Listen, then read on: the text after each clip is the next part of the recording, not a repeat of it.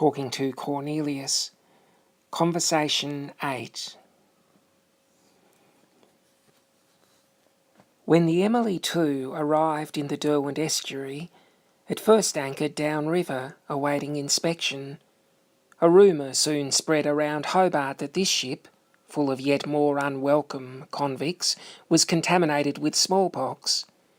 There was no basis to the rumour, but it spread easily among the gossiping well-to-do of the town as they sipped their imported tea and nibbled their scones. By 1844, convicts had become synonymous with contamination among certain colonists and their sympathetic friends back in England. As far as they were concerned, smallpox was a far lesser evil than a certain other contamination, in their words, that they believed was spreading in those wretched probation stations located across the colony, where hundreds of men were confined together in wanton idleness. The colonists believed the island was now at a point of major moral crisis, and in their letters back home they declared Van Diemen's Land was fast becoming the Sodom of the South. Great anxiety is felt as to the success of the petition to Parliament for the discontinuance of transportation to Van Diemen's Land. Every day is furnishing loathsome proof of the fruitful depravity of the present system of associating convicts in large gangs. 2 men last week expiated on the scaffold that crime which drew down upon Sodom and Gomorrah the vengeance of heaven. And painful to say, justice was more outraged in the punishment of these wretches than it would have been in their pardon. This crime is the crime of hundreds in this accursed land, the crime of every convict station in it, and the very brute creation of God is not exempt from such uses as I cannot without disgusting indecency mention. London Morning Post, 25th of April, 1846. It's impossible to know your thoughts, old man, as you sat waiting in your cell below decks. Hobart was nothing more than a series of muffled impressions, filtered light spilling below decks, a gentle rocking motion that now had the name Derwent. The vigorous anti-transportation views of the locals, their association of your arrival with the further moral corruption of their colony, was something you were yet to encounter. It was all ahead of you. The bare-knuckled violence of Sunday afternoons at Jerusalem Probation Station, the realities of convict sex and sexual violence, the harsh southern light and the crackle of bark underfoot and the sweet smell of eucalyptus, the pretensions of the well-to-do trying to recreate a faraway social order, the sense of a new life gleaned from working alongside men from places other than Ireland, and with beliefs that were other than Catholic.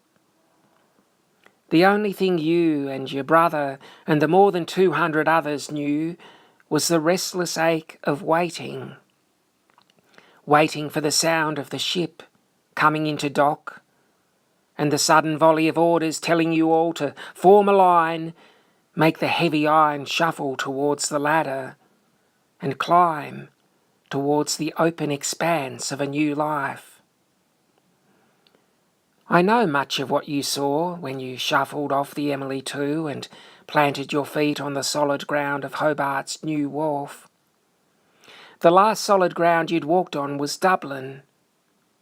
Now you were in this place that had the feel of something raw and new about it.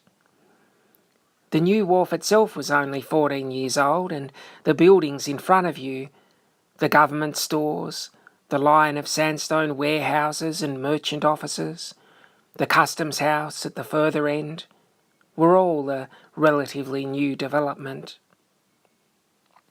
There had been some controversy in 1830 when Governor Arthur ordered in the chain gangs to quarry bluestone with the help of gunpowder. The convicts stayed on prison hulks overnight and dragged stones in the daylight to reclaim land and make a deep-water wharf. Some questioned the governor's sense of public works priority, given the appalling state of many Hobart streets that were still bush tracks punctuated by tree stumps.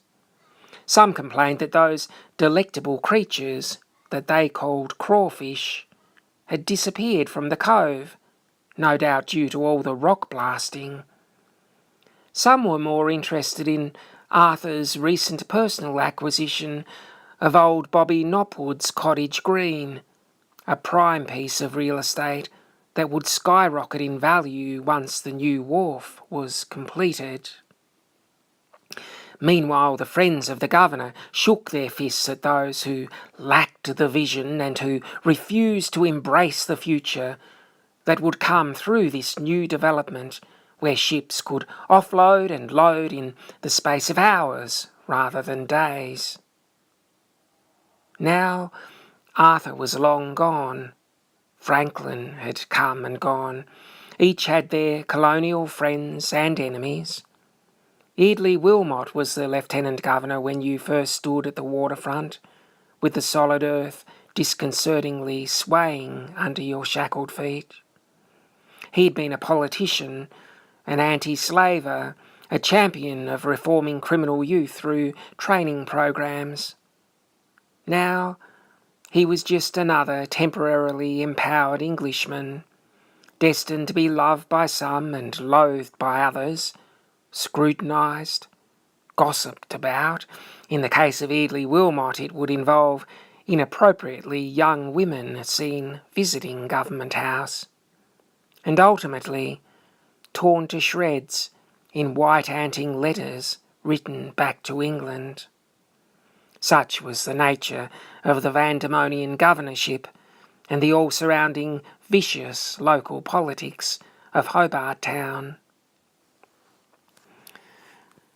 I can see you there, old man, in that so familiar place, staring at the new world of sandstone and mercantile industry through youthful eyes, then looking beyond the first row of buildings at a church tower under construction and a great windmill moving in the breeze.